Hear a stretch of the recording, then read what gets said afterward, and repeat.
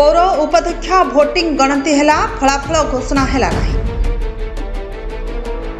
रायगड़ा पौर परिषद पौरा उपाध्यक्ष शुभ्रा पंडा विरोध में अनास्था प्रस्ताव आगत करा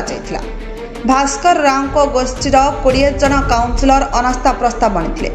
एवं यही प्रस्ताव को नहीं भोटिंग किंतु यही घटना विरुद्ध में पौर उपाध्यक्ष शुभ्रा पंडा हाईकोर्टर आश्रय नहीं एवं हाईकोर्टर राय अनुଯାयी भोटिंग पर गणति प्रक्रिया को बंद रखा एवं निर्वाचन अधिकारी उपस्थित में उक्त बैलेट बॉक्स गुड़ी को सील करा ट्रेजरी रे सुरक्षित रखा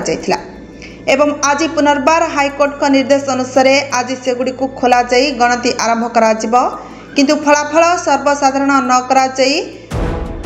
ऑफिशियली रखा जीवा नहीं हाईकोर्ट निर्देश देइछंती।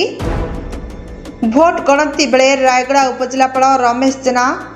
असिस्टेंट कलेक्टर और निर्वाचन अधिकारी और डीपीओ यही 3 जन अधिकारी मानक सम्मुखें गणति प्रक्रिया करा